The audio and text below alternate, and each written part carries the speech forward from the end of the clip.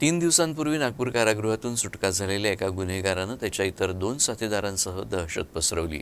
आरोपीने एका तरुणाच्या घराला आग लावण्याचा प्रयत्न केला, तसंच एका व्यावसायिकाला जीवे मारण्याची धमकी देऊन खंडणी मागितली।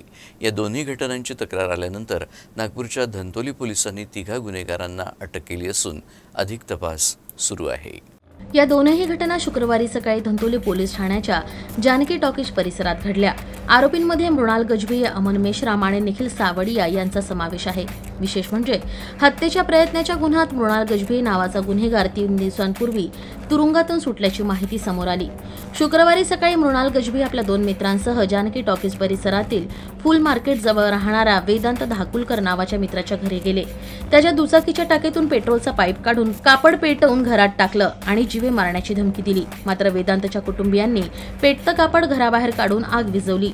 यामुळे मोठा अनर्थ टळला। त्यानंतर ही तीनही गुन्हेगार जवळच राहणाऱ्या यश तिवारी नावाच्या व्यावसायिकाच्या घरी पोहोचले आणि मृणालनं त्याला MD विकण्यास सांगितलं आणि हे काम न करण्याच्या बदल्यात त्यानं 10,000ची खंडणी मागितली। या घटनेदरम्यान गुन्हेगारांच्या हातात पिस्तूल होतं। यामुळे यशच्या घरातून कुणीही विरोध करण्यासाठी बाहेर पडलं नाही। या दोनही घटनांची पोलिसात तक्रार करण्यात आली। घटनेची तक्रार मिळताच पोलिसांनी तीनही आरोपींना शोधून अटक केली।